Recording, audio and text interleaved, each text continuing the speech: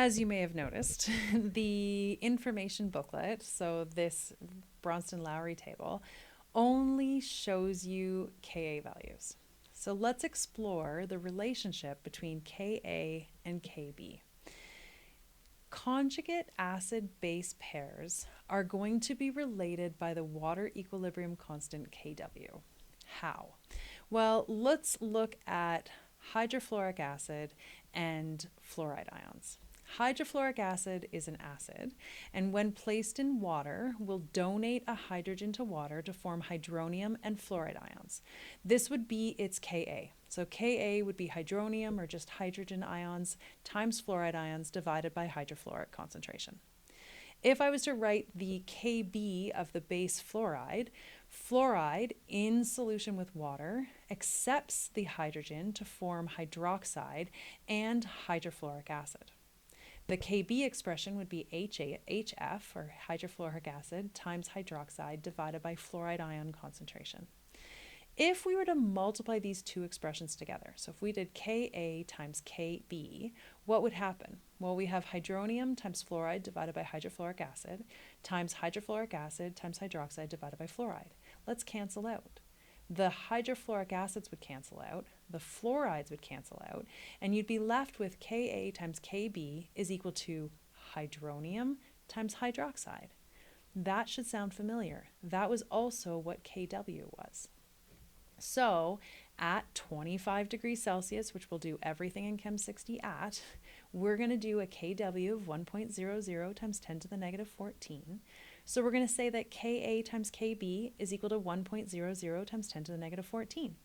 So since we often know Ka, we're going to say that Kb is equal to 1.00 times 10 to the negative 14 divided by Ka. And then those Ka values, which can be found in the relative strength of Bronston-Lowry acids and bases table, could allow you to find the Kb values. So these tables allow you to compare acid strengths and also find Kb of a conjugate base. So if I ask you to find the Kb for each of these bases, how do we do that?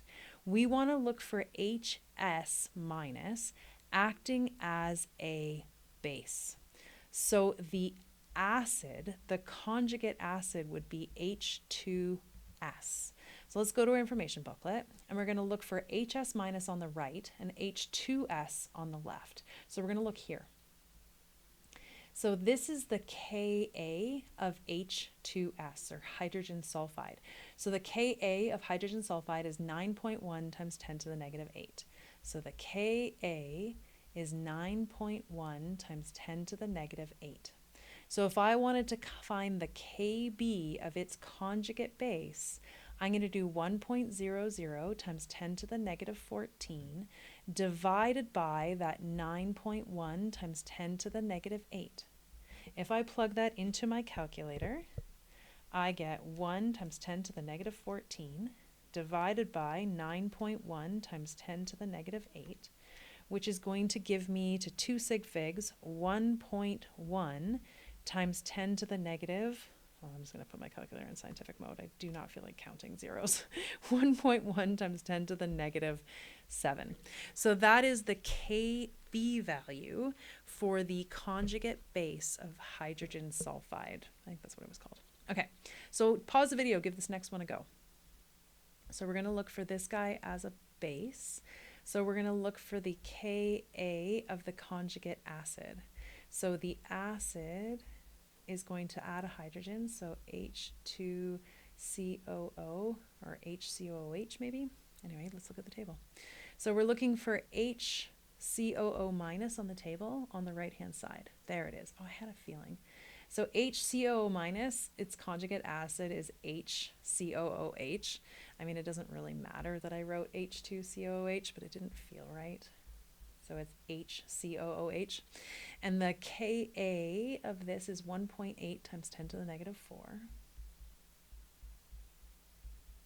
So then if I wanted to solve for Kb, I'm going to do 1.00 times 10 to the negative 14 divided by 1.8 times 10 to the negative 4, which is going to give me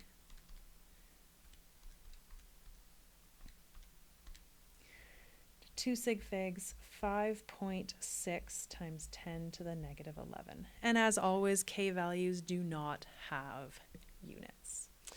Okay, let's ask a theoretical question here. So if a substance has a Kb value of 5.4 times 10 to the negative 5, is the substance a weak acid, a strong acid, a weak base, or a strong base? Well, this is actually kind of a trick question, and I threw this on here because Hebden had one like that. If you're given a Kb value, now you don't have to find Ka, but I could find Ka. Ka would be 1.00 times 10 to the negative 14. Well, let's do it. 1 times 10 to the negative 14 divided by 5.4 times 10 to the negative 5. I get a Ka value of 1.8. Well, let's hear. I feel like I should do this officially. So Ka would be 1.00 times 10 to the negative 14 divided by the 5.4 times 10 to the negative 5. I get a Ka value of 1.9 times 10 to the negative 10.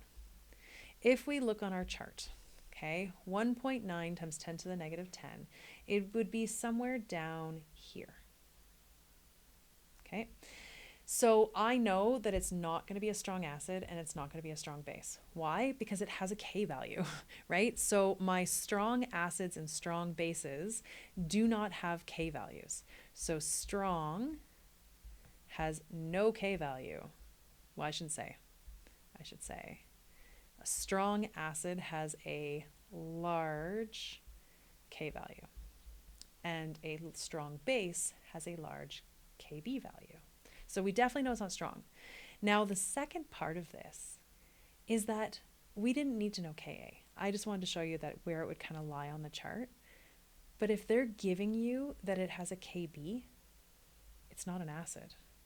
Kb means it has to be a weak base. And when I first saw this question in the Hebden, I thought I had to do all of these calculations. And I was like, oh, where would it lie on the chart for Ka? And I'm like, but wait a minute, it has a Kb. If something has a Kb, it's acting as a base. So this substance with a Kb can't be a weak strong base. It has to be a weak base. Final answer. Awesome. Go try some questions.